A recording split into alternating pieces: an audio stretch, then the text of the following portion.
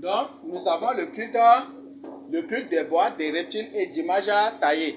Nous avons le culte solaire et culte lunaire. Donc, tout cela dans Ézéchiel 8, je crois que c'est bien précisé. C'est le culte solaire, c'est le culte du catholicisme ou le culte de Krishna. Ou le christianisme aujourd'hui d'une autre manière philosophique. Et nous avons le culte lunaire, qui est l'islam. Nous avons le culte des esprits. Donc, comme je viens de vous expliquer, ici au Tchad, il y a certains coins, par exemple, c'est à Tandilé, non? Et dans d'autres coins, quand une personne met un enfant au monde, il le dédie aux esprits des eaux. Donc, il prend l'enfant, il le jette dans l'eau. Après d'abord, il le prend. Cette même pratique aussi existe en Russie. Donc, chez les Russes, c'est la même pratique aussi. Nous avons le culte et il y a culte des esprits des eaux, il y en a partout. Hein. Partout aujourd'hui, on voit que les gens adorent les esprits des eaux aussi, partout aussi. À travers leur comportement, leurs habillements, leur maquillage, tout ça, c'est le culte des esprits des eaux. Les esprits des eaux ont une peau comment blanche et puis pâle et comment vous voyez aujourd'hui, la plupart des faces de ceux-là qui se maquillent aussi sont comment exactement l'image des sirènes comme ça aussi. Oui. Un éclaircissement sur ce que nous avons l'habitude de faire. On voit apparaître la lune, on crie, on fait ses joies. Est-ce que c'est aussi un culte? Oui, voilà, oui, la première apparition de la lune, dès que la lune apparaît, les sudistes sont tous dans la joie parce que il y a ce qu'on appelle, ça fait partie de notre calendrier. Est-ce qu'on se voit? Est-ce qu'on se comprend? J'ai même le Seigneur parlé aussi de cette fête-là aussi. Aujourd'hui, on crie, on danse, on va là, la lune est apparue, c'est ça, n'est-ce pas? Mais le Seigneur parlait aussi de la fête de la nouvelle lune. C'est ça, non? Donc, c'est une pratique juive. Ça a encore des preuves, hein, des preuves juives dans nos pratiques aujourd'hui. Donc, dès que la lune apparaît, on danse, on crie, parce que c'est une nouvelle lune des trucs, c'est ça. Ce qui fait qu'aujourd'hui, nos calendriers, dans nos expressions verbales, on dit non, non, né. C'est ça, n'est-ce pas? C'est ça, n'est-ce pas? Donc, c'est pour dire qu'une lune, 2 lunes, 3 lunes, c'est ça, n'est-ce pas? Donc, au lieu de mois, on dit non. Donc, c'est la lune. Donc, notre calendrier, puis le mois aussi, lunaire. C'est tout comme le calendrier juif aussi. Oui. Amen. Ma question est similaire aussi à celle du frère Charles. Le suite, on compte le mois à partir des bâtons. Ce n'est pas à partir du calendrier mais c'est à partir des bâtons que les traducteurs qui les prend en train de compter le mois. Quel bâton? Hein?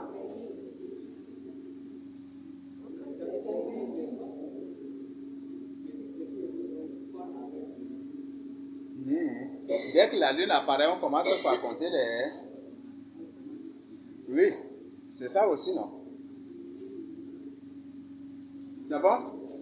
Voilà, pour ne pas... Parce qu'il y aura des exposants qui vont se présenter, je vais prendre une dernière question. Ok, parlant de comportement, je voudrais savoir, on a discuté avec le frère hier, et je voudrais avoir par rapport au comportement des Tchadiens. On dit que tout Tchadien a le sang bouillant, il est tellement violent, et ça, c'est même nos frères étrangers, c'est ça. Non, non. Sauf les nordistes qui ont le sang bouillant. Mais les sudistes sont des gens qui n'aiment pas du tout vraiment le problème. Et précisément, ceux du moyen Chari.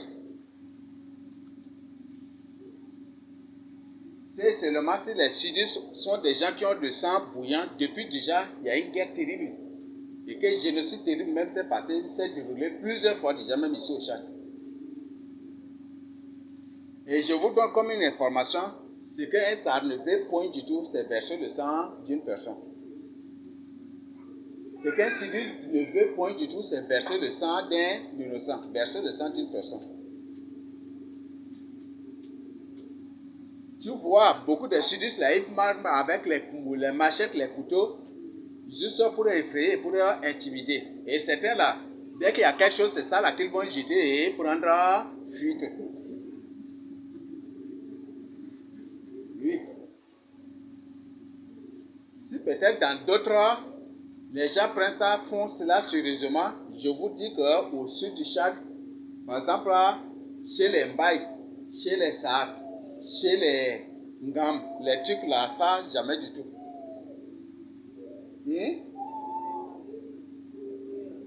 Ah, ça, eux là, c'est autre contexte. Parce que là, les Magor ou les Magueurs, ça, ce sont des sacrificateurs là. Les sacrificateurs là, c'est des gens qui sont habitués avec le sang, donc, tu vois, c'est que le Lévite a fait avec sa propre concubine dans la Bible, c'est vraiment effrayant. Le Lévite a fait avec sa fille, sa propre concubine dans la Bible, c'est effrayant, n'est-ce pas? C'est terrifiant. Une personne qui attrape sa femme, sa concubine comme ça, il le coupe lui-même en morceaux, ça, là, ça. C'est des gens qui sont habitués avec le sang, donc ce qui fait que ça.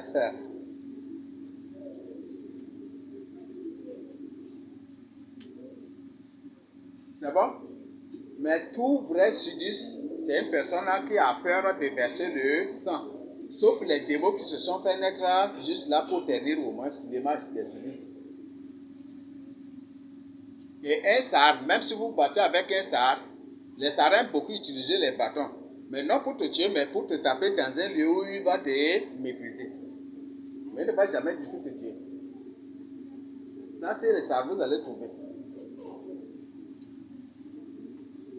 Hein? Ça, c'est le Sahar, vous allez trouver. Même s'il utilise le bâton gourdin, même ses bois, c'est juste pour te taper dans un lieu où il va t'affaiblir et après te laisser.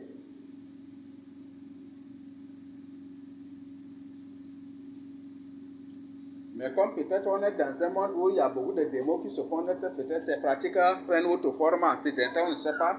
Mais chez les Sahars, les sudistes sont des gens, je le dis et je le répète, parce que c'est des informations que vous pouvez vérifier chez n'importe quel VR. C'est des gens qui ont peur de verser le sang. Parce qu'une personne est sacrée aux yeux d'un sudiste. Tandis que aux yeux des musulmans et aux yeux des catholiques, une personne c'est un chien qu'il faut abattre. Oui? Concernant les versets de sang d'une personne, beaucoup plus dans les églises là. Donc, moi, depuis mon enfance, là, ils m'ont appris, fait comprendre que les péchés que Dieu ne pardonne pas là, c'est verser le sang d'une personne. Et ils ont dit que même si la personne a fait des péchés comme quoi, si tu l'as pas aidé, tu le tues là, tout ce qu'il a fait là, on va venir sur toi. Oui, chez les Sahars même, c'est la même chose. Les Sahars, c'est ça, hein? Les conseils que les Sahars disent, se donnent. Tu tues une personne, tous les péchés de cette personne seront sur toi. Et un Sahar n'est pas prêt à accepter cela. Ce qui fait que nous, les Sahars, on accepte, on refuse catégoriquement. Même les Mbaye, quand je parle des Sahars, je parle des Mbaye. Et de ces groupes linguistiques qui parlent et qui se partagent la même langue. Et même si la personne tue quelqu'un là, ce qui est là, il ne va pas rester. Pas parce qu'ils vont te manger, mais parce que les liens de sang là va faire que la personne va devenir fou et tout comme ça. Si tu tues une personne là, fais combien de temps là, comme là, le sang, le lien de sang est là. Donc même si c'est ta génération, de combien d'années même là vont tuer, vont éliminer, vont tuer les personnes, le sang là va rester dans la famille. Et par exemple, au sud du Tchad, là où le sang est versé, on appelle des groupes de gens. Et ces gens, ce sont des sacrificateurs. Et pour venir purifier le lieu. Est-ce que cela n'est pas dans la Bible?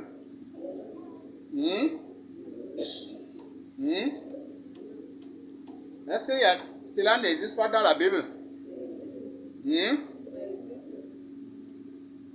Donc, jusqu'à ça, et dans certains milieux, je ne sais pas, mais chez les Mbaye même, ça serait ça aussi.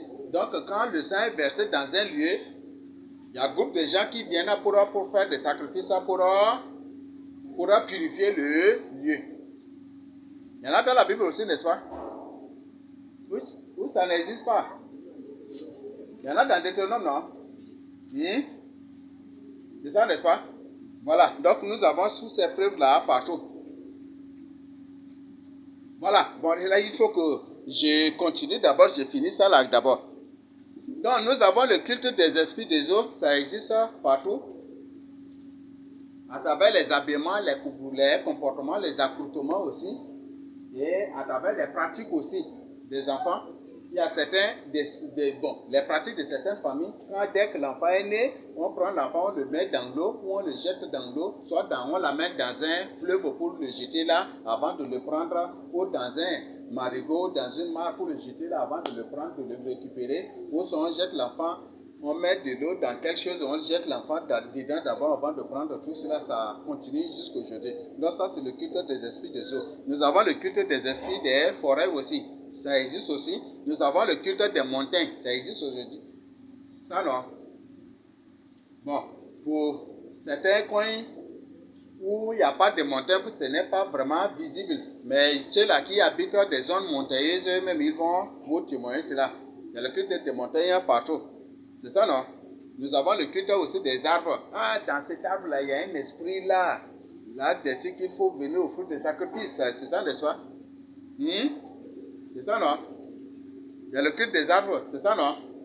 Et parfois, il peut même arriver de marcher ou d'aller dans... Peut-être en allant dans un lieu peut-être étranger. Peut-être tu ne sais pas.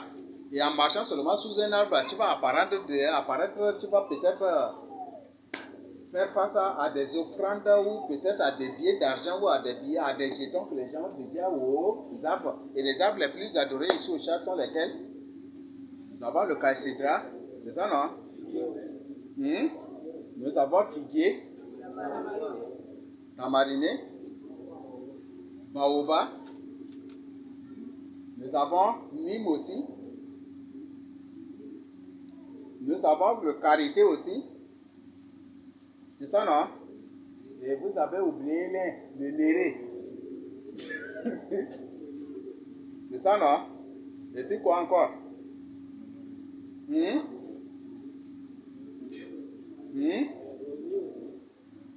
Rognier aussi. Il y a encore, on appelle quoi, les feuilles ou les trucs de manioc là. On appelle, en ça là, on appelle ça banga, je ne sais pas. Capoquet est différent, non?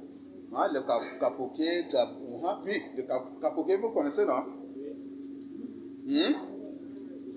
On appelle cran, non? Qui après produit des fruits, et puis les fruits là, comme c'est des cotons aussi dedans, des trucs là. Vous connaissez, non? Et c'est des arbres vraiment adorés. Et ces arbres adorés que vous voyez là, c'est des QG de rencontre des sorciers même aussi. C'est des arbres même de la sorcellerie. Ça va? Nous avons les bangas aussi. Par exemple, dans certains milieux, quand il y a un cas de décès, qu'il y a enterrement ou obligatoirement banga là, sur la tombe, c'est ça, n'est-ce pas? C'est ça, non? Ce qui fait que dans certains milieux, banga là, vous connaissez, non? Il y a une qualité de manioc là, qui produit des feuilles, mais qui ne va jamais du tout produire des fruits, des tubercules. Ça ne produit que des feuilles sans tubercules. Et c'est les feuilles là seulement que les gens consomment. Donc, c'est ça qu'on appelle banga ça. Donc, ce qui fait dans certains coins, si tu ne sais pas, si tu es un adorateur des feuilles de cette qualité ou de cette espèce de manioc là, tu risques de manger des choses cueillies du cimetière. Oui, beaucoup de gens partent au cimetière pour cueillir les feuilles de ça pour aller vendre au marché. C'est que vous faites vraiment attention avec certaines choses que vous m'avez au marché. C'est bon?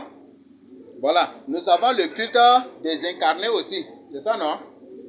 On trouve que voilà, cet enfant est né avec un signe particulier, une tâche particulière, des trucs qu'on dit c'est un enfant spécial, des trucs qu'on l'adore. Le culte des jumeaux aussi, ça existe, non? Les Gojo. Il y a des gens qui portent directement ces noms-là, non, n'est-ce pas? Gojo, Ngaba, ceci, c'est ça, non? Ça, c'est des noms qu'il ne faut jamais du tout porter. Ça, c'est le culte des jumeaux. Donc, nous avons beaucoup d'autres cultes ici. C'est bon? C'est bon? Nous continuons. Voilà. Donc, ça, c'est la première partie, les idolâtries. Nous allons voir la partie D, la philosophie.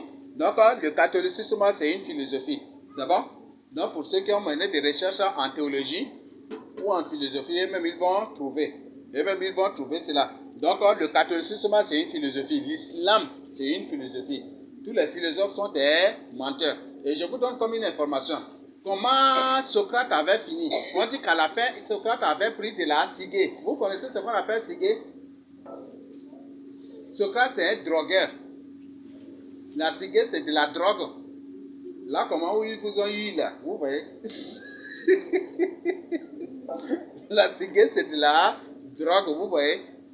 Que Socrate était emprisonné, par la suite, il a pris de la ciguë, c'est ça, n'est-ce pas? Donc, en d'autres termes, la philosophie, c'est des pensées des fous. En d'autres termes, c'est des pensées des gens hors sens.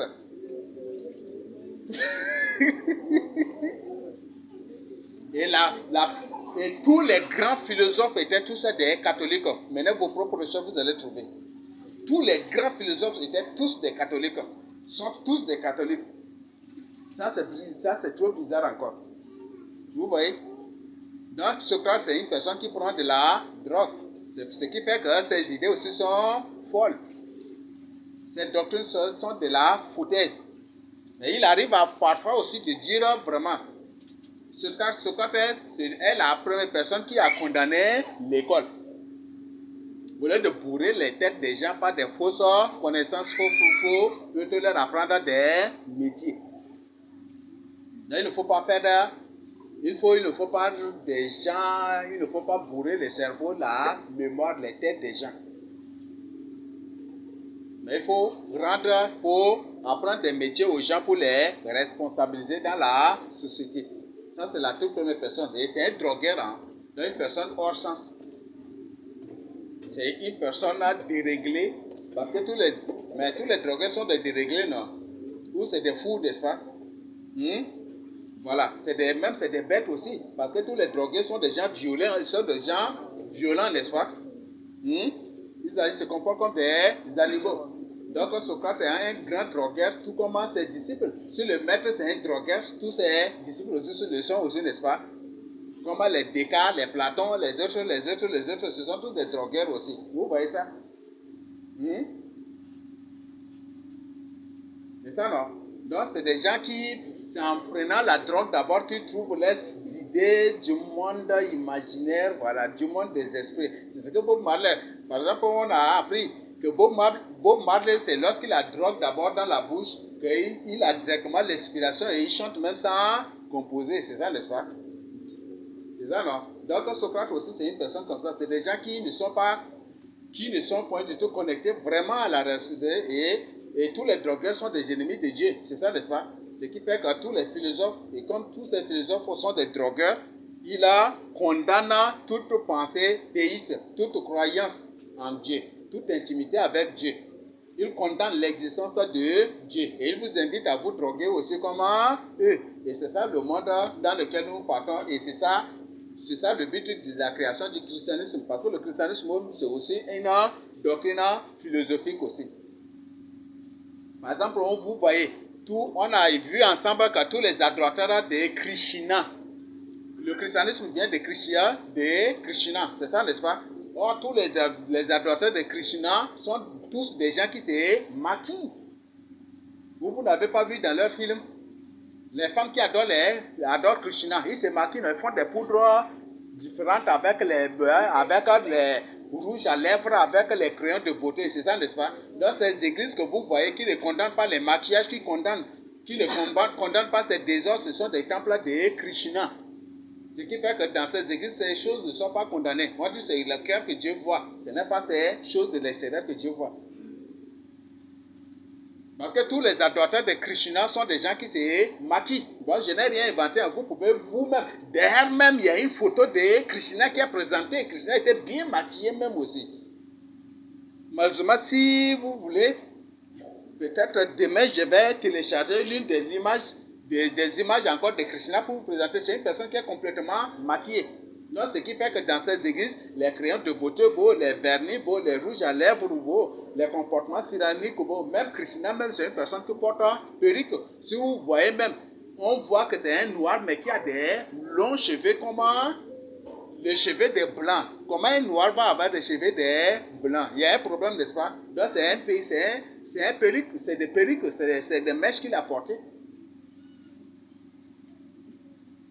Parce qu'un noir, si ses cheveux deviennent là, ça se plie. Et les pieds, les cheveux d'un noir, quel que soit ce qu'il fera, si c'est naturel, ça reste plutôt tout droit. Les cheveux d'un noir restent plutôt, ça se dresse tout droit. Si peint, ça reste tout droit. C'est sauf les cheveux d'un blanc qui se plient, c'est ça, n'est-ce pas? Voilà. Donc, et Krishna est présenté comme un noir. Et un noir qui a des cheveux lisses et bien comme les cheveux des Européens. Donc, il s'agit des mèches. Donc, ce qui fait que dans ces églises, dans le christianisme, les mèches, les perruques, les maquillages ne sont pas condamnés. Tout comme, et c'est ce que font tous les adorateurs de Krishna. Le diminutif de Krishna, c'est Krish. Krish, c'est ça. K-D-Z-I-S-H. Donc, c'est ça. Et c'est Krish qui est francisé en Christ. Et le Seigneur Jésus-Christ a dit, tous ceux qui sont venus avant moi sont des voleurs et des brigands. Krishna est venu il y a 1200 ans avant la naissance du Seigneur Jésus-Christ sur la terre. Donc, voilà des choses. Donc, ce qui fait que dans ces églises-là, ces choses ne sont pas condamnées. Et vous voyez même les adoratrices de Krishna portent des pantalons, des trucs comme ça. Vous les voyez même, ils jouent des films avec aussi. Et vous voyez dans leurs photos. Donc, ce qui fait que dans ces églises-là, ces choses ne sont pas condamnées aussi. Non, ce n'est pas l'extérieur que Dieu voit. Même si une femme porte le pantalon et qu'il croit que Jésus-Christ est mort sur la croix pour eux, elle est déjà sauvée. Donc, ce sont des doctrines c'est la philosophie de Krishna ou la doctrine de Krishna. C'est bon? Nous continuons. Nous avons l'islam. On a vu, l'islam c'est de la philosophie. Et on a vu que l'islam, donc il est en train de mentir. C'est un mot ça qui signifie il est en train de mentir. Il est en train d'égarer les gens. Il est en train de duper les gens. Il est en train de conduire les gens à la perdition. Il est en train de séduire les gens. Et c'est ça même les musulmans sont des grands séducteurs, n'est-ce pas? Non, l'islam c'est une religion de solidarité. Si tu entres là, on va t'aider, on va t'ouvrir des boutiques. C'est ça, n'est-ce pas? Ah, ils sont arrivés dans un coin de Sarakaba. Ils ont demandé aux Sarakaba de s'islamiser et puis ils vont leur donner de l'argent. Donc ils ont mis de l'argent dans les enveloppes, ils ont mis. Dès que tu viens, tu s'islamises là, tu prends une enveloppe et tu pars. Il y a des gens qui se sont fait islamiser, ils ont pris l'enveloppe à part. Ensuite, quand ils ont ouvert l'enveloppe, ils ont trouvé 500 seulement dedans, ils ont trouvé 1000 francs, ils ont crié.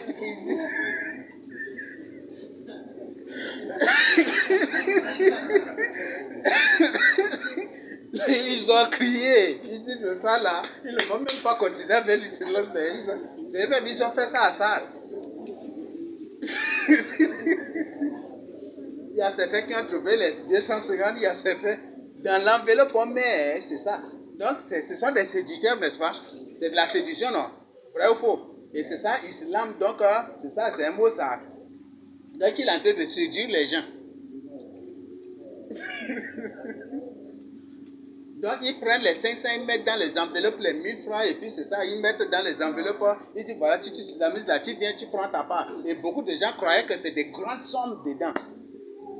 Mais à leur très grande stupéfaction, ils ont trouvé que c'est les billets de 500, les billets de 1000 francs, les billets de 250, et je dis les jetons de 250 et les 2000, c'est ça seulement.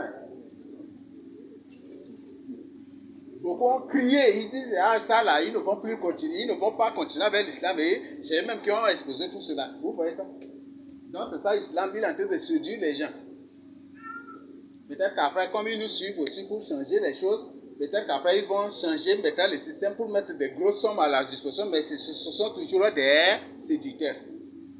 Et toujours, l'islam, les musulmans font toujours des belles promesses pour inviter les gens à l'islam. Si tu entres dans l'islam, on va te faire ceci, on va te payer ceci, on va t'assurer ceci, ou tu auras de... Oui, c'est ça.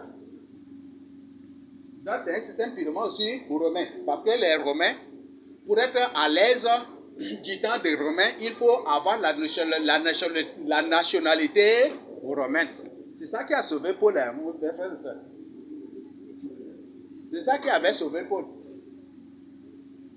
Donc aujourd'hui, pour bien vivre dans la société, il faut être un musulman. C'est la même chose aussi. Oui. J'ai fait un témoignage en ce qui concerne c'est un passage. Il y a un de nos chefs de canton de Gamungo qui était le responsable des écoles de sourds à Laïc. Et quand il voulait donner sa candidature, là, les musulmans l'ont demandé de s'islamiser et il va gagner l'élection. Après, il s'est islamisé. Et lors de l'élection, ils ont mis l'argent, ils ont payé un billet de 10 000. Et puis, c'est comme ces 100 000, ils ont mis des papiers.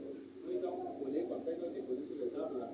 Comme les chefs de village se sont alliés, ils ont mis déjà l'argent comme c'est 100 000, chaque personne se dit qu'il il a 100 000. Donc, tout le monde se sont alliés et il a dépassé l'autre avec deux chefs de village. Et quand il était déjà au canton, pendant qu'il distribuait maintenant les environs là, ce sont rien que des papiers, c'est seulement 10 000 francs. Et maintenant, la note qui était favori là, lui, il a acheté, donc c'est lui maintenant qui est au canton. Maintenant, ils ont parti construire une mosquée. Et c'est lui qui est à l'origine de la guerre entre les Arabes et les villageois en Inde. Donc c'est lui maintenant qui est l'actuel. Voilà, ce sont des séditaires. Donc s'ils promettent un 100 000, c'est un 10 000 que vous trouver dans les... Non, ce sont des... Donc l'islam, non, c'est ça. Il est en train de mentir. Il séduit, il est en train de séduire, il est en train de séduire. C'est un séducteur, c'est un manipulateur, c'est un menteur, c'est un tricheur, c'est un trompeur. C'est ça l'islam, hein? Ça explique beaucoup de choses en ça. C'est ça l'islam là. Oui, c'est des questions? Hein? Ça on prend à jour, oui. Et je suis un peu pressé, hein? Oui.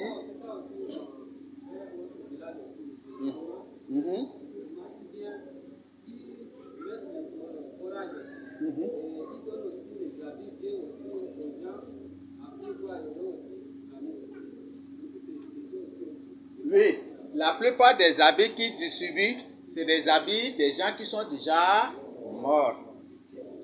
Qui là te donnent juste pour t'avoir. Et vous savez, chez les sudistes, c'est précisément chez les Sahara, une personne qui est déjà morte là, c'est difficile hein, qu'elle s'apporte son habit. Parce que quand il porte, il dit l'esprit de la personne là va apparaître dans sa chambre.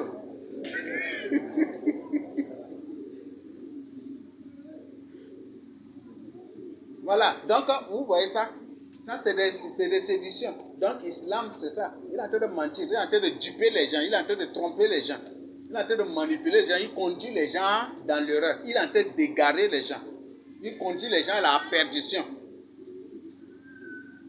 Et muslim, donc c'est ça, ou muslim, donc c'est pour dire qu'il égare éternellement les gens. Donc si tu entres là, tu es égaré, tu es perdu éternellement, donc c'est ça. Là, ça explique beaucoup de choses. Oui. Ta question, oui. Bon, là, tu prends.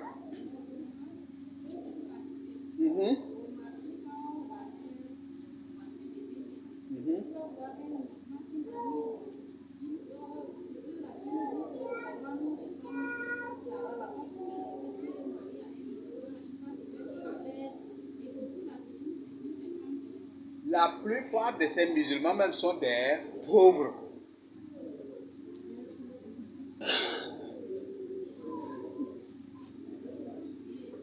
Ce sont des pauvres.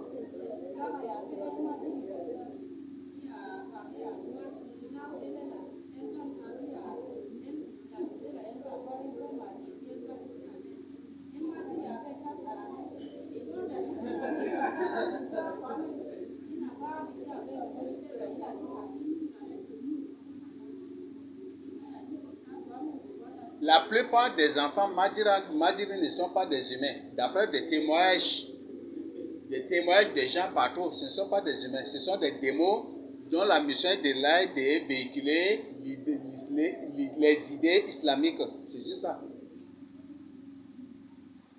Et quand vous partez dans une mosquée, vous allez les voir encercler la mosquée. Et le but, c'est pour protéger aussi mystiquement ces mosquées-là. Ce ne sont pas des humains normaux. Voilà, nous continuons. La politique aussi, c'est de la philosophie. Et ça, vous avez besoin que je vous explique encore. Prince machiavélique, les mains sales de Jean-Paul Sartre, la plupart, la politique, c'est de la philosophie. Donc, tous les politiciens sont des gens hors sens. Ce sont tous des drogueurs. Ce sont tous des fous. Ce sont tous des bêtes. Des gens violents, des sanguinaires. Des gens violents. Les bêtes, quand je parle des bêtes, c'est dans le sens des animaux féroces. Tu ne peux pas dompter un animal féroce. Tu ne peux pas prendre un lion de la bourse et l'amener et puis attacher un cou, une corde à son cou et puis l'élever comme un animal domestique. Ça ne peut pas. Il y avait un homme qui avait tenté de faire cela. Il a pris les petits des lions, là, il les élevait. Les petits, là, il les élevait, c'est pour les dresser. Bien, il leur donnait la nourriture à manger. Un jour, là, il a oublié pendant 3 jours d'apporter leur nourriture. Quand il est là, il venait là, il a ramassé les viandes, il venait là, les lions sautaient sur lui. Lui et les viandes sont partis et c'est fini, la fin de l'élevage.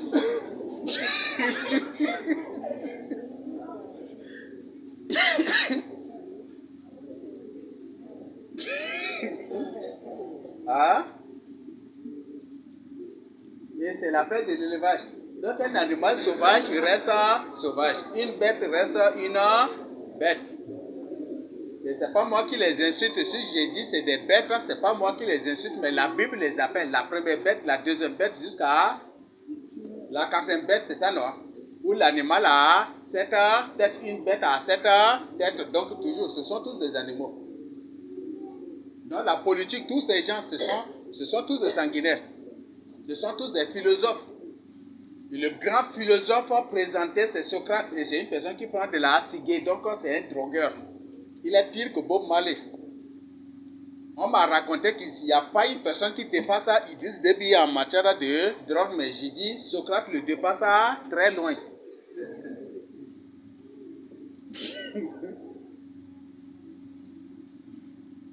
Donc voilà. Et d'ailleurs même tous nos policiers aujourd'hui sont avec les chichas, ça et là, n'est-ce pas? Tous nos policiers là, sont là avec les chichas, n'est-ce pas? C'est ça, non? Il y a un qui dit, mais ces gens, ce sont comment? Quand ils sont avec les chichas, le ils sont comment?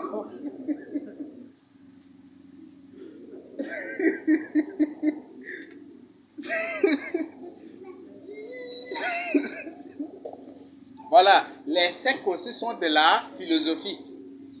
Par exemple, au Cameroun, on dit, si on te dit, voilà, qu'il y a un groupe de réflexion, un groupe de philosophie, des trucs, ils sont en train de te parler d'une secte. Ne crois pas que c'est une association, un truc comme ça. Les sectes c'est de la philosophie. Le christianisme, c'est de la philosophie. L'athéisme, c'est de la philosophie. C'est bon? Donc, ce sont ces choses qui détruisent l'Afrique. C'est pour que vous compreniez comment l'Afrique est détruite par ces choses, par ces courants de philosophie qui sont le catholicisme, l'islam, la politique, les sectes, le christianisme, l'athéisme, le bouddhisme, le communisme, le capitalisme, le modernisme et la mondialisation. C'est le modernisme qui a imposé à la société tchadienne que les femmes doivent porter les pantalons. C'est ça, n'est-ce pas? C'est ça, non? La mondialisation. Aujourd'hui, dans les écoles maintenant, les idées mondialistes ou l'idée de mondialisation est en train d'être enseignée partout. Il faut qu'il y ait un seul gouvernement mondial et comme ça va résoudre tous les problèmes de la société. Il n'y aura plus de guerre. Si le monde entier a un seul gouvernement mondial. Vous voyez ça? Ça, c'est des choses qui s'enseignent déjà à l'école. Je crois qu'il y a certaines personnes même qui partagent cela même avec nous aussi, avec moi. Donc nous avons la mondialisation. Nous avons l'hindouisme. Nous avons le matérialisme. Ce sont des courants de pensée. Nous avons la voyance. Le maraboutisme. À ce mot-là, je ne sais pas si j'ai bien écrit ou pas. C'est charlatanisme ou c'est quoi? Hein? Charlatanisme. Charlatan.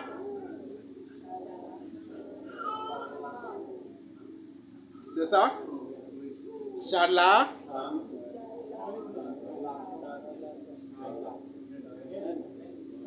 C'est ça? Ya?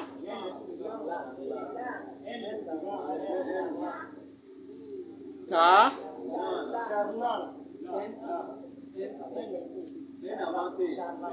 N ici. Ja. Charlatanisme, c'est ça? Là, c'est ça. Le dictionnaire le reconnaît directement. Ok, d'accord. Ça va? Le charlatanisme. L'école moderne. Après, nous allons voir. L'école moderne a détruit complètement l'Afrique. Pourquoi? Avant, tous les Africains se débrouillaient. Père, fils, enfant, tout débrouillaient. C'est ça, non? Les colons trouvaient que cela-là ne va point du tout permettre leur domination sur l'Afrique. Alors, il faut instaurer quelque chose, une étude de longue année d'apprentissage. Ce qui fait qu'aujourd'hui, il y a des gens qui de 4 ans ou de 5 ans jusqu'à 25 ans sont là à étudier sans avoir un seul métier dans leur vie. Et pire encore, la déception, pire et même tragique encore, c'est qu'à la fin de ces études, ces gens-là ne sont pas intégrés. Vous voyez? Et partout se démontrer, l'école c'est une perte de temps. Donc apprenez des choses professionnelles à vos enfants. Et si toi-même peut-être tu as été victime de cela et tu t'es retrouvé sans métier aussi dans ta vie, envoie ton enfant dans une école professionnelle pour apprendre quelque chose de professionnel. Ça va l'aider. C'est bon? Est-ce qu'on se comprend? Est-ce qu'on se comprend? Apprends quelque chose, c'est ce que même Socrate a dit. C'est grand drogueur lui-même il a dit. C'est grand drogueur là, lui-même il a parlé de ça. Au lieu de bourrer la tête des enfants, il faut plutôt leur apprendre des choses professionnelles. Il faut plutôt leur apprendre des métiers. Aucun pédagogue qui mène des recherches ne va dire le contraire de ce que je suis en train de partager avec vous. Et je crois que toute pédagogie est basée sur ça. Dès même la première pédagogie, c'était cette pédagogie même aussi. Où à l'école, vous partez à l'école et à la fin, il y a une heure fixe pour l'apprentissage des jardins aux élèves. On apprend au fur et à mesure des choses, des métiers aux enfants. Mais maintenant, ces choses sont effacées. Donc, premièrement, on comprend que nous, là, on trouve que c'est juste une stratégie d'attiration. C'est juste ça, non? Donc, pour attirer les gens, d'inscrire les pères, par la suite effacer pour décevoir la société. Avant, au fur et à mesure, les maîtres apprenaient des métiers. Le jardinage, comment faire jardin de ceci, comment faire la menuiserie, faire ceci. Les maîtres apprenaient cela directement aux élèves. C'est ça, n'est-ce pas? Donc, vous trouvez que les élèves partaient à l'école et de retour de l'école, ils partent dans les lieux de jardin, etc. Et ils exerçaient au fur et à mesure, n'est-ce pas? Maintenant, il n'y en a plus. École. 7h, vous rentrez à 18h. Plus de... pas de temps même pour faire quelque chose. Vous voyez ça? Et ce qui fait qu'aujourd'hui, 80 à 90, voire même à 95% des jeunes Tchadiens dépendent de leurs parents jusqu'à aujourd'hui. Vrai ou faux? Oui. Même si la personne a des enfants, il dépend toujours de ses parents. Parce qu'il a pris tout son temps là pour apprendre des choses imaginaires. Pour apprendre des choses abstraites. Comme Socrate, c'est le terme utilisé par Socrate aussi.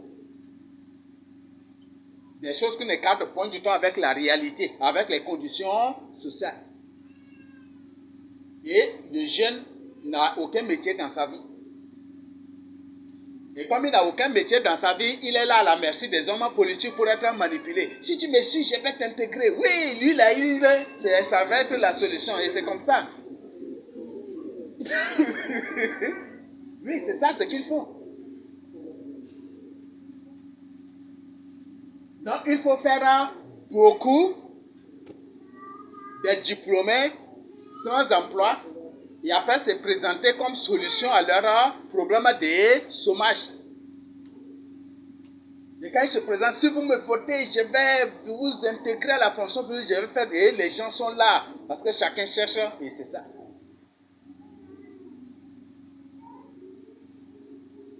Donc, ce sont des choses bien calculées, imposées à la société aujourd'hui. Avant, chaque parent se débrouillait. Chaque parent se débrouillait. Pire encore, à l'école, les gens subissent des lavages de cerveau. Quand une personne étudie, tu lui présentes tel travail. Ah, ça là, il y a microbe. C'est ça, non? C'est ça, n'est-ce pas? Quand tu lui demandes de faire tel travail, il reste, il étudie. Moi, en tant que licencié, en tant qu'un grand étudiant, je fais ce travail-là. Est-ce que ce n'est pas une honte pour moi? C'est ça, non? Il faut faire les briques. Non, dans la boule, l'eau sale que vous utilisez pour faire la boule, il y a des microbes dedans, hein? Il y a des microbes dedans. C'est ça, non? En hygiène, on dit il y a beaucoup de trucs, donc il y a des microbes. Et à cause des microbes, ils n'arrivent même pas à chercher, même à se prendre en charge. Et ils sont là tous les jours devant les dames, à jouer les dames, les cartes. Ils sont là seulement, dépendent toujours de leurs parents. Même s'ils ont licence et doctorat, ils dépendent toujours de leurs parents. Or, la plus grande honte pour un sudiste, et précisément du milieu où je suis sorti chez les Sahara, c'est d'avoir une femme et des enfants et dépendre encore de tes parents. Ça, c'est une grande humiliation, une grande honte. Mais aujourd'hui, cette version-là, c'est comme si c'est effacé même du cœur des gens déjà.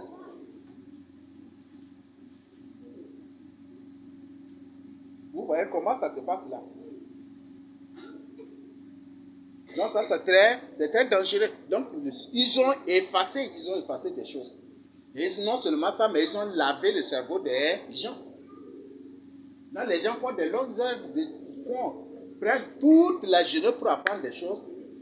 Toutes des vingtaines d'années pour l'apprentissage des choses pour sortir avec un diplôme.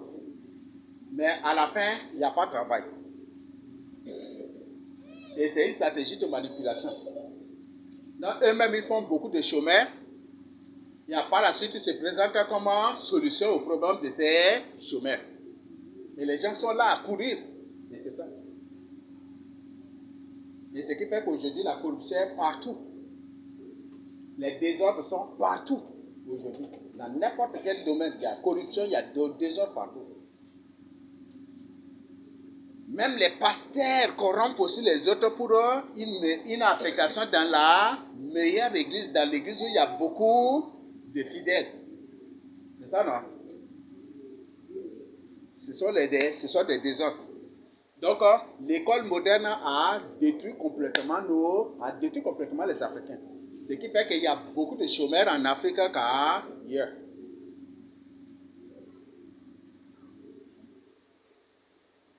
Il y a beaucoup de chômeurs en Afrique qu'ailleurs. Il y a un professeur qui toujours présente cela. Peut-être ce qu'il présente là confirme la vérité que nous partageons avec vous.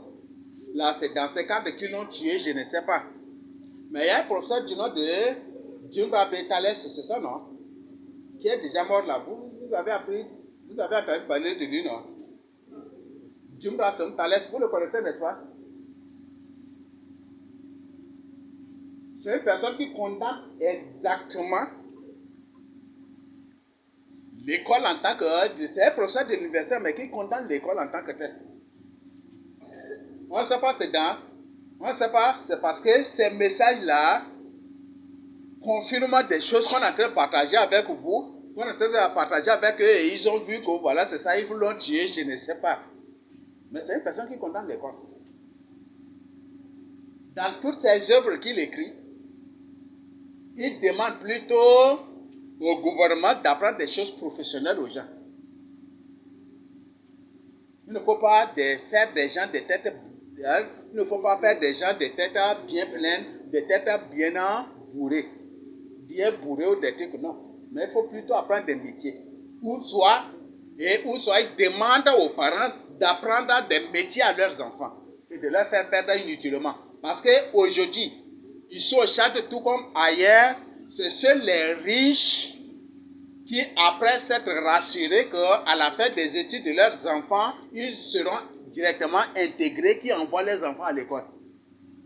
C'est ce que les musulmans font, vrai ou faux? Si vous venez, vous voyez un musulman à l'école, c'est qu'il s'est rassuré déjà d'une place à la fonction publique, il s'est garanti. D'ailleurs, même peut-être, il y a certains même qui gagnent déjà même le salaire. Pendant qu'il est encore au CPI, il est en train de gagner déjà des salaires.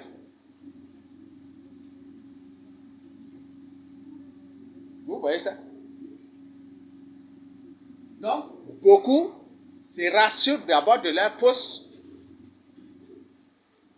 ou beaucoup même sont déjà intégrés avant d'entrer à l'école, avant d'être intégrés, ou avant d'être inscrits à l'école, ou à l'université, ou dans un institut. C'est ça.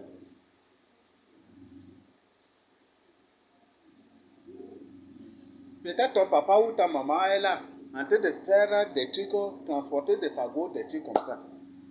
Toi-même là, aide tes parents. Oui, aide tes parents. Et si tu es vraiment sage, tu vas bien t'en sortir avec un métier ou avec quelque chose, ou dans un domaine, Dieu va te conduire dans un domaine d'où tu vas bien t'en sortir. Après, nous allons voir. Le but de ce message, c'est pour nous inviter même aux activités principales aussi de nos ancêtres, de nos grands-parents, de nos pères israélites. Nos pères, dans la Bible, ils étaient tous des éleveurs, ils étaient des agriculteurs. Oui, la pêche aussi. La cueillette aussi. Bon, maintenant, ils ont transformé toutes nos forêts là, ils les ont converties maintenant des forêts de Nîmes avec en forêt des cachidras, de coquelicots, des trucs. Avec les acacias et les autres. Mais le but, c'est pour nous amener aussi à ça. Nos pères, c'était tous des agriculteurs. Même, on a parlé des rois qui s'intéressaient beaucoup à l'agriculture dans la Bible. Salomon, on a parlé dans Ecclésiaste, le chapitre 1. Il a parlé de ça, n'est-ce pas? Je vous dis, il y a des gens parmi nous qui, au lieu d'avancer dans la vie, ils ne pensent même pas à cela. Quand Dieu, par exemple, te donne, même si c'est 10 000, tu prends dans les 10 000 là, tu prends 5 000, tu achètes 2 poules, tu gardes, et 5 000 là, tu utilises, ça va t'aider, n'est-ce pas? Vrai ou faux? Mais il y a des gens qui n'ont même pas cette idée-là.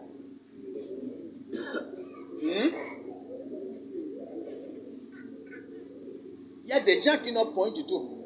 Dès que la personne a 10 000 là, il pense la robe là, l'habit que Zacharie a porté la fois passée là, son tissu là me plaît beaucoup. Hein? J'ai pris qu'il pense directement à cela. Et les gens ne pensent qu'à l'habillement seulement. Et vous n'avez pas l'idée de créativité. Vous n'avez aucune idée de développement même en vous. D'amélioration de votre condition de vie aussi. Hein?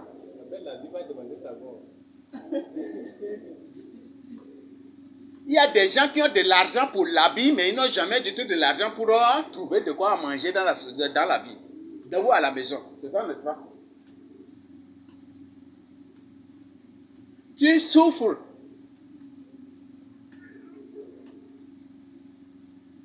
Un proverbe ça dit Gendo da rien que gongo doyente. Donc si tu es pauvre là, habille-toi comme un pauvre.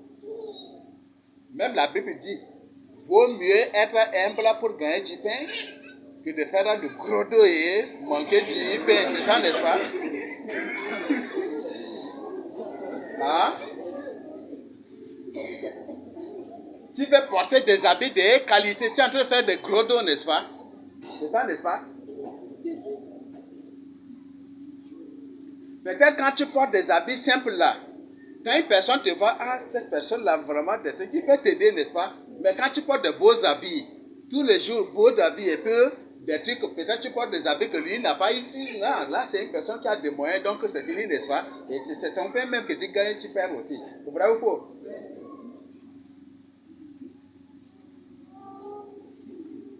Si tu trouves de l'argent, pense à faire quelque chose qui va t'aider dans la société.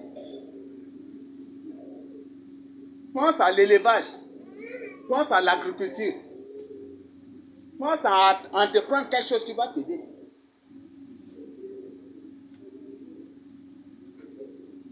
Mais il y a des gens qui n'ont pas cette idée-là en eux. Ils n'ont point du tout ces gens d'idées-là, ces gens de vision dans leur vie. Ce qui fait que même s'ils trouvent 50 000, ils ne savent quoi faire avec. C'est ça, non? Ce qu'ils pensent, c'est directement avoir telle qualité de chaussures, telle qualité d'habit, c'est juste ça et c'est fini. Mais si par exemple tu trouves 50 000, tu prends 20 000, même si tu n'arrives pas à trouver 2 chèvres, tu payes une chèvre et 2 poules. Ça t'aide, non? C'est ça, n'est-ce pas? Ça va t'aider, non? Vrai ou faux? Et si prochainement, tu trouves un 10 000 ou peut-être un 50 000 ou 30 000, tu payes encore une chèvre ou soit un bouc, tu mets dessus et tu payes autre chose, peut-être une brebis, tu payes, tu mets à côté. Ça va t'aider, non? Hein? Quand tu as ce genre d'idée là, ça va t'aider. Mais il y a des gens qui ne pensent même pas à cela. Peut-être qu'il y a des gens qui ont déjà répertorié toute la liste des tissus qu'ils vont payer le jour où ils vont trouver de l'argent. Vrai ou faux? Alors qu'ils ont de la peine à trouver de quoi même à manger. Ou ils ont problème avec leur bailleur encore. Mais il a la liste des habits et des chaussures, même des tasses qu'il doit payer. Il y a certains ici. Peut-être dès qu'il part chez tel élu, quand il part chez l'élu là, dès qu'il entre dans la chambre, il voit tout. Quand son truc là, c'est bien, hein? Il y en a déjà, il prend déjà le nom. Quand il y a des trucs là, oui. Il y a des femmes qui rendent visite à leurs amis juste pour revenir créer des problèmes à leur mari à la maison. Vrai ou faux?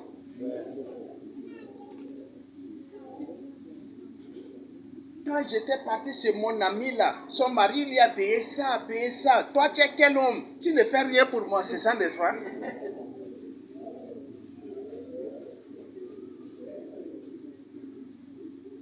Est-ce que c'est la tête?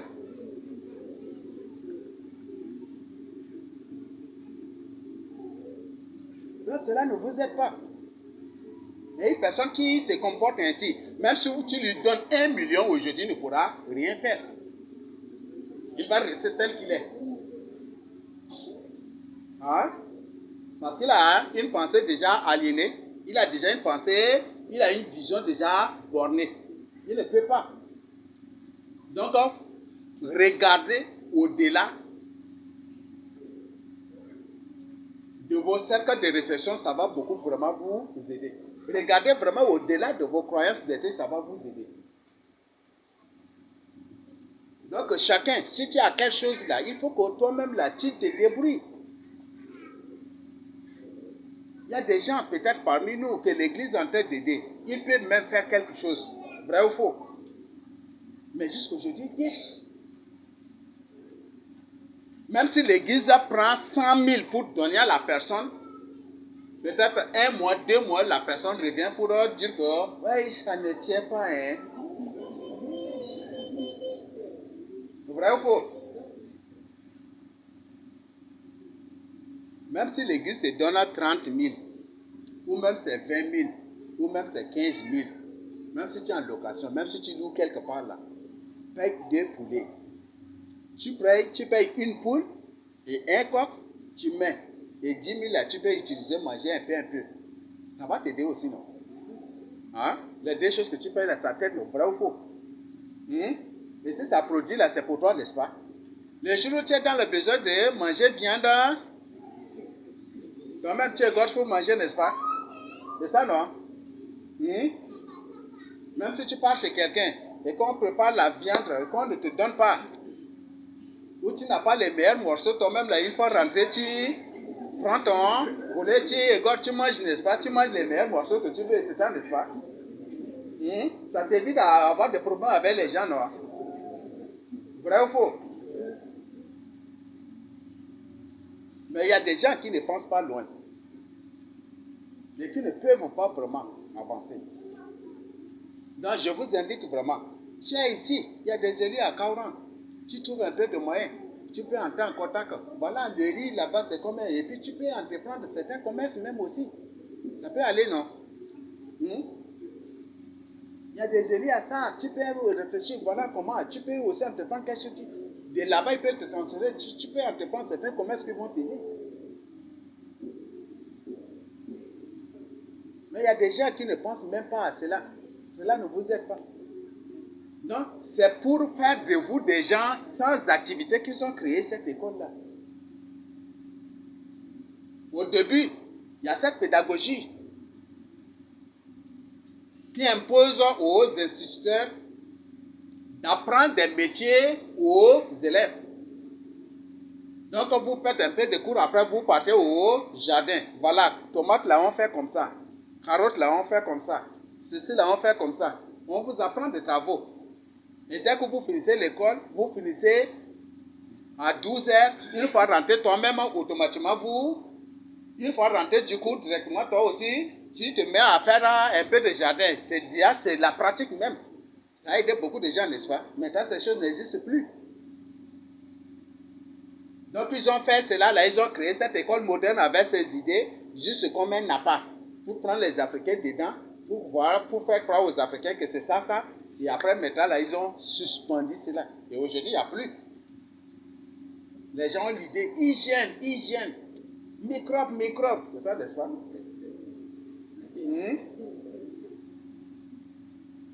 L'eau de puits, là, il y a beaucoup de microbes dedans, hein, ne buvez pas. C'est ça, n'est-ce pas?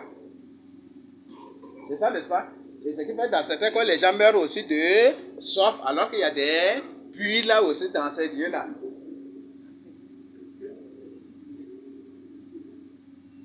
Donc, les gens ont subi des lavages de cerveau. La société a subi cela.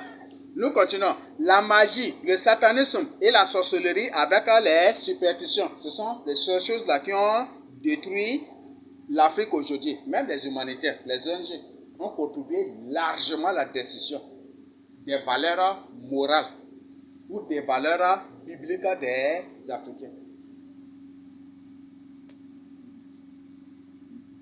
Les premiers promoteurs d'usage des préservatifs ici au Tchad, ce sont les humanitaires. Ils partaient des écoles en école. C'était ça, non? ASTBF première, c'est ça non? Vrai ou faux? Amazon, ceci, tous ces gens-là. C'est eux qui ont répandu la prostitution et le désordre dans la société. Les sudistes qui étaient des gens, nos sœurs sudistes qui étaient des gens qui ont peur de verser le sang. Mais maintenant, là où vous voyez, l'avortement là, désordre. Les gens n'ont plus peur. On dit non, tu peux faire le rapport sexuel et il faut juste te protéger pour éviter la grossesse et pour éviter d'avoir des problèmes avec les parents. Vous voyez ça? Or, c'était une honte pour une Africaine de se faire diverger. Non seulement une honte, mais c'est une humiliation pour sa famille. Ce qui fait que dans le passé, là, chez les sudistes, chez beaucoup, je n'ai pas. Il y a certains cas même que j'avais vus sur les sœurs, sur certaines sœurs. Et certains cas au moins étaient aussi, il y a des gens, il y a des grandes personnes qui présentaient, qui me prodiguaient ça, partageaient avec moi comme des conseils. Ou me donnaient aussi comme des informations aussi. Quand une fille est divergée, la famille la chasse. C'est une humiliation. Donc parfois on le tape ou on le jette avec des cailloux. Il a fait honte à la famille. Mais au temps où vous voyez, tous ces désordres-là sont permis maintenant à travers les humanitaires. Pour éviter les grossesses indésirées. C'est ça, non? Vous voyez? Avant n'importe quel sudiste, une fille vierge a honte élevée point du tout. Même si l'homme là c'est un Richard même là, elle n'acceptera point du tout d'être la deuxième femme de la famille, c'est ça n'est-ce pas? Mais aujourd'hui ces valeurs sont répandues partout, c'est des désordres. Les humanitaires ont répandu beaucoup d'autres désordres. Non seulement des désordres, mais des maladies encore. Les humanitaires ont répandu des maladies. Et c'est à travers la nourriture que beaucoup de gens ont développé aussi beaucoup de maladies chroniques aussi. Ils prennent les plastiques, ils mettent dans des usines, ils transforment en riz et ils viennent, les gens mangent des plastiques. Même un chien qui mange plastique, là, vous le voyez comment il souffre. Le chien qui mange le plastique, là, comment il souffre. Il est là, il vomit, ça le fait vraiment mal. Tu vois même le chien, ça te fait pitié, c'est ça n'est-ce pas? C'est ça non? Mais maintenant là, ce n'est plus aux chiens, ce n'est plus les chiens qui mangent les plastiques, mais c'est des humains maintenant. Et si au chien, ça le fait mal, ça lui crée des maladies, ça l'empêche même de dormir. Et toi qui es humain, et que tu manges du riz plastique, spaghetti ou les macaronis en plastique, ces choses-là, tu manges. Combien de fois ça va te faire très mal que le chien? Combien de fois ça va développer beaucoup de maladies en toi que le chien? Les humanitaires, c'est tout ça. Ce sont eux qui ont créé tous ces désordres-là. Donc, voilà des choses que nous devons comprendre. Et ce sont ces choses-là. Ce sont les humanitaires qui ont détruit, qui ont gâché, qui ont détruit carrément l'Afrique aujourd'hui. Ce sont les humanitaires. Toutes les expériences médicinales, c'est ici en Afrique. Tout, ici en Afrique. Et même, il y a beaucoup de publications. Ils disent qu'il y a beaucoup de maladies dont ils crient les noms. C'est des maladies qui n'existent pas. Que certaines maladies, là, ce sont juste... Vous entrez dans YouTube, vous allez trouver l'anarque de quoi, là? De la société ou des trucs des firmes pharmaceutiques. Vous cherchez, vous allez trouver.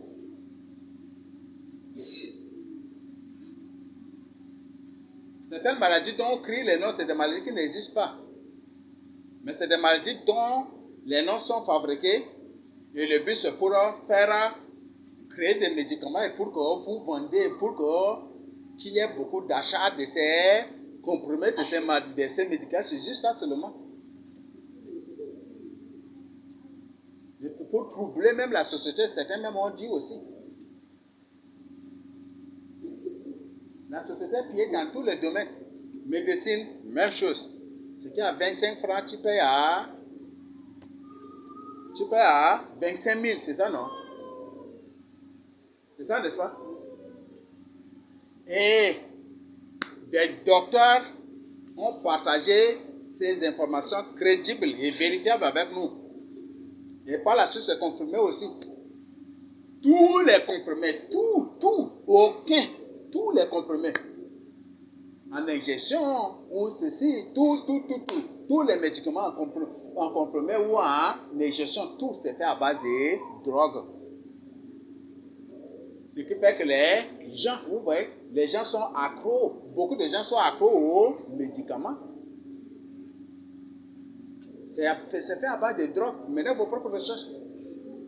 Tous les médicaments, c'est fait à base de drogue.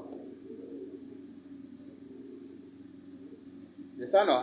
Ce qui fait que ces trucs-là, ça te soulage seulement. Mais ça ne te guérit point. Parce qu'un drogué, quand il est blessé, s'il est blessé, même c'est gravement, dès qu'il prend la drogue, il ne sent plus la douleur. C'est ça, non? C'est vous qui voyez le sang couler, mais lui, là, il voit qu'il a la force. Et c'est quand la drogue commence par se dissoudre qu'il va commencer par ressentir la douleur. Et c'est la même chose avec vos comprimés, vos médicaments que vous utilisez. Par exemple, vous prenez les paracétamol là. Moi, j'ai essayé une expérience, je faisais. Quand, entre-temps, je labourais là. Le jour où je décide de labourer là, je prends là, j'avale. Très tôt le matin, j'avale. Je vais travailler. J'ai la force, je vais travailler. Et un peu à midi, je prends encore, j'ai la force, je travaille. Hein? Ça ne me rend pas malade. Ça me donne plutôt la force. Et si je suis tellement fatigué, dès que je prends déjà la fatigue est partie. Et c'est après, d'abord, quand ça se dissout, d'abord, les fatigues là reviennent. Ça. Oui. Avant, si je me sens tellement fatigué, je prends para. Dès que je prends déjà, je suis en bonne forme, je suis déjà. Et puis c'est fini. Et n'importe quel travail, je continue par faire. Est-ce que ce n'est pas de la drogue?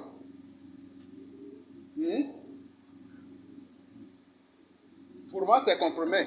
Peut-être pour toi, peut-être tu peux essayer avec drogue. Je ne t'invite pas à faire. Mais celui qui fait avec drogue, là, c'est la même chose, n'est-ce pas? C'est les docteurs qui ont pris. Tous les médicaments, c'est fait à base de la drogue. Voilà les choses. Voilà. Donc, ce que nous devons comprendre, donc, il y a beaucoup d'autres choses qui détruisent l'Afrique et je m'arrête vraiment à ce niveau. Donc, sur le plan médicinal, dans tous les domaines, l'Afrique est détruite. Et c'est ça. Et ils ont développé, par exemple, il y a une publication même que le but de cube magique que nous utilisons, c'est pour rendre les Africains stériles aussi. Parce que les Occidentaux ont dit que si les Africains se multiplient beaucoup, ils seront incontrôlables. Donc il faut créer ces choses-là pour les rendre stériles. Ce qui fait dans tous les systèmes alimentaires, là, vous voyez, c'est pour rendre stériles toujours. Détruire. Et dissimuler des maladies dans ces choses-là. Origine des Africains, ça, pour ça, vous n'avez pas besoin qu'on s'y base. C'est bon? On vient de voir même déjà aussi. Donc, Jésus-Christ même est présenté comme un noir à 100%. Donc, pour ça, je crois qu'on a présenté beaucoup d'autres preuves déjà avec vous. Donc, les Africains sont le véritable peuple de Dieu. Le peuple biblique de Dieu. Ce sont les Africains. À qui doivent retourner les Africains? Donc, c'est cette partie nous allons voir prochainement. C'est bon? Voilà. Est-ce que vous me permettez qu'on... Ah, nous sommes déjà à 18h. Là, on va faire comment?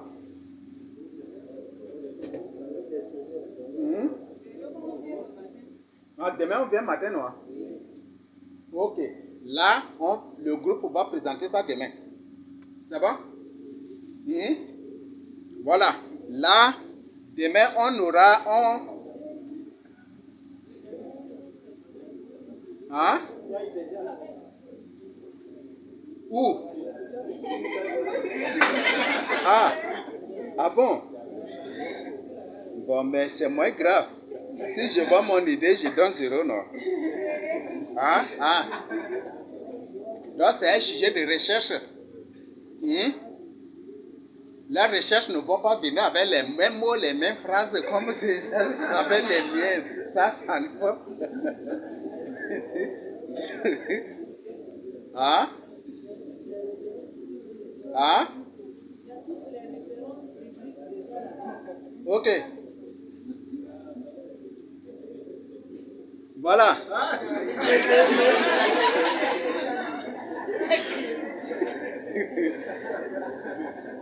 C'est bon? Voilà.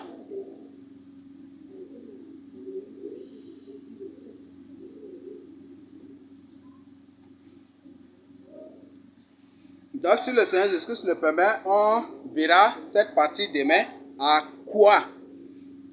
Où? Hein, à qui d'abord?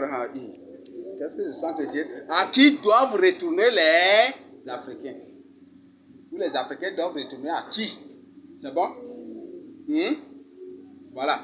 Donc, nous allons voir cela aussi. Notre texte de base se trouve dans Exode 4, 1 à 22. Si le Seigneur le permet, on prendra tout notre temps pour étudier ça aussi demain. C'est bon? Voilà des choses que j'ai brièvement ajoutées par rapport à la première exposition. Et ce sont aussi les fruits de mes recherches bibliques que je tiens à partager avec vous. Je le donne ici au nom de Jésus de Nazareth. Amen. Voilà, je ne sais pas s'il y a des questions urgentes.